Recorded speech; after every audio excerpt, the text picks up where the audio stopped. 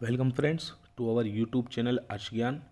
आज का हमारा मोस्ट इम्पोर्टेंट टॉपिक है सल्तनत काल के लेखक और पुस्तकें।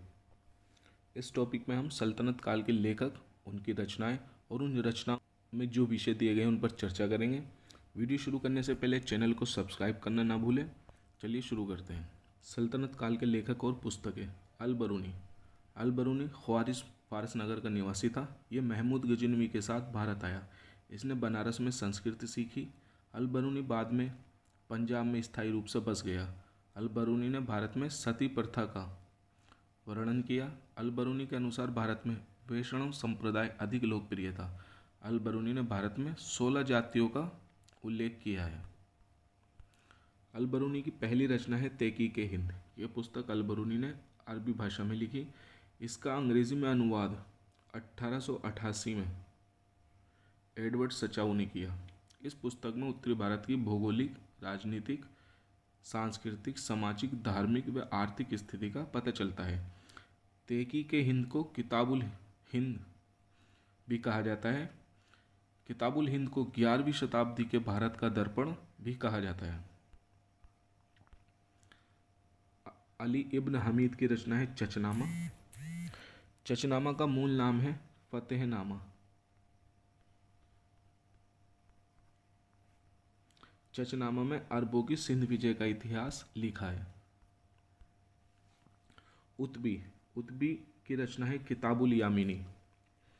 किताबुल यामिनी को तारीख-ए-यामिनी भी कहते हैं। उत्बी महमूद गजनवी का सचिव था। इस पुस्तक में सुबुकुतगीन तथा महमूद गजनवी के शासनकाल के 1020 ईस्वी तक का इतिहास वर्णित है। इसमें महमूद के भारत आक्रमण का वर्णन है, जबकि उत्बी कभी महमूद के साथ भारत नहीं आया। जैनुल अखबार, जो कि अबुल सईद की रचना है। महमूद गजनवी के बारे में हमें इस रचना जैनुल अखबार से पता चलता है। जैनुल अखबार ईरान का इतिहास है। मीर मोहम्मद मासूम की रचना है तारीख सिंध। तारीख सिंध को तारीख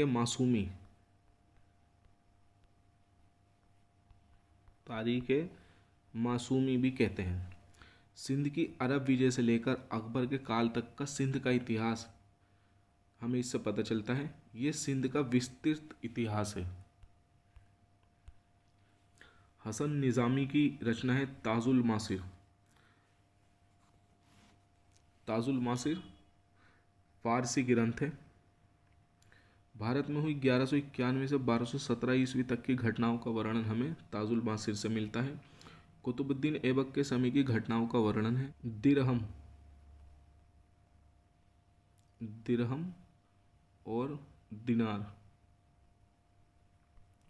और दिनार सिक्के कुतुबुद्दीन ऐबक ने चलवाए।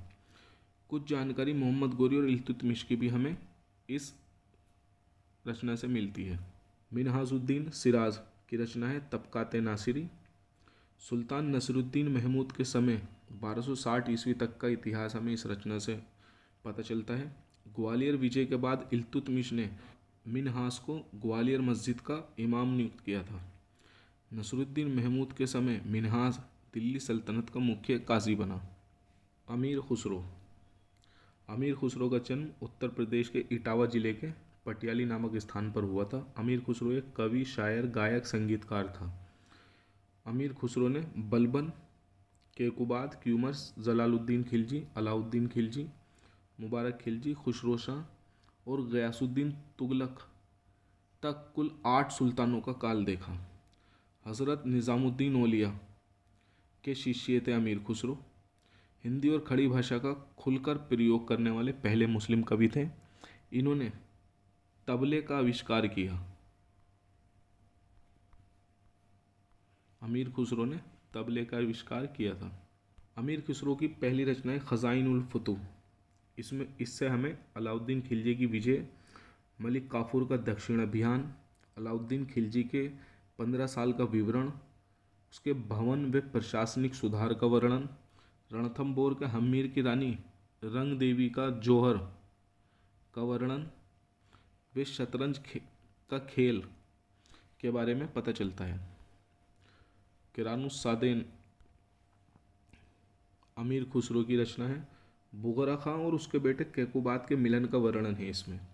दिल्ली की इमारतें, दरबार, अमीर अफसरों का सामाजिक जीवन का इससे हमें पता चलता है।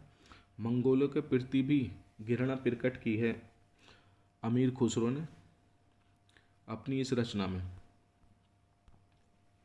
मिफ्ता उल फतूह जलालुद्दीन खिलजी के सैन्य अभियान व विजय के बारे में हमें अमीर खुसरो की इस रचना से पता चलता है। मलिक छज्जू का विद्रोह व दमन है इस रचना में। रणथंबोर पर सुल्तान की चढ़ाई के बारे में पता चलता है। आशिका अमीर खुसरो की रचना है आशिका। गुजरात के राजा कर्ण की पुत्री देवल रानी और अलाउद्दीन के खां की प्रेम कथा है ये। अलाउद्दीन की गुजरात विजय के बारे में हमें आशिका से पता चलता है। अमीर खुसरो ने अपनी इस रचना में अपनी कैद मंगोलों द्वारा का वर्णन भी अपनी इस रचना में किया है। नूह सिपिहर से मुबारक खिलजी का इसमें वर्णन है। जलवायु, सब्जी, फल, भाषा, पशु और पक्षी का हमें वर्णन इससे प्राप्त होता है। तुगलकनामा गयासुद्दीन तुगलक की खुसरो शाह पर विजय का वर्णन तुगलकनामा में दिया गया है। अमीर हसन दहलवी की रचना है फवायद उल फवाद। अमीर हसन दहलवी को भारत का सादी भी कहा जाता है। फवायद उल फवाद से हमें शेख निज़ामुद्दीन औलियो की बातचीत का संकलन मिलता है। इब्न बतूता जन्म 1304 में तंजीरिया मोरक्को अफ्रीका में हुआ। 1333 ईस्वी में भारत आया और 14 वर्ष तक रहा। मोहम्मद बिन तुगलक ने 1334 ईस्वी में इसे दिल्ली का काजी नियुक्त किया। यह दिल्ली का काजी 8 वर्षों तक रहा। बाद में असंतुष्ट होकर कुछ समय के लिए इसको मोहम्मद बिन तुगलक ने जेल में डाल दिया। 1341 में इब्न बतूता को राजदूत बनाकर चीन भेजा गया, पर यह बीच रास्ते से ही लौट आया और 1353 में मोरक्को लौट गया। मोरक्को के सुल्तान के आदेश पर इसने अपना यात्रा विवरण रेहला के नाम से अरबी भाषा में प्रकाशित किया। रेहला अरबी भाषा में है। रेहला का अंग्रेजी अनुवाद ली एवं गिब्स ने किया। मोहम्मद बिन तुगलक के व्यक्तित्व व चरित्र, तत्कालीन समाज, अर्थव्यवस्था, सैनिक प्रणाली, तुगलक द्वारा राजधानी परिवर्तन, न्याय व्यवस्था, डाक व्यवस्था आदि की जानकारी हमें रेहला से मिलती है। दिल्ली को इस्लामी दुनिया के पूर्वी हिस्से का सबसे बड़ा नगर कहा गया है रेहला में। जियाउद्दीन बर्नी सल्तनत काल का सबसे महान इतिहासकार, पहला इतिहासकार जिसने अलाउद्दीन की बाजार व्यवस्था व मोहम्मद बिन तुगलक के प्रशासनिक व्यवस्थाओं का उल्लेख किया। जियाउद्दीन बर्नी की रचना है तारीख फिरोज शाही। इसमें 1266 में बलबन के राज्य अभिषेक से 1357 ईस्वी तक दिल्ली के सुल्तानों का इतिहास मिलता है।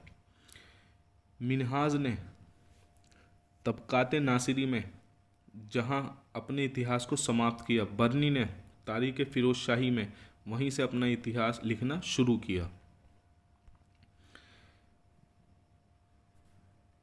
बर्नी की रचना है फतवा है जहादारी।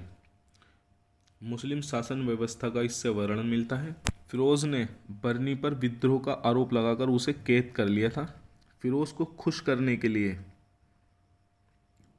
बर्नी ने तारीख फिरोज शाही और फतवा है जहादारी की रचना की और इसमें फिरोज के कार्यों की खूब प्रशंसा भी की, मगर ये ग्रंथ कभी फिरोज तुगलक तक नहीं पहुंच सके।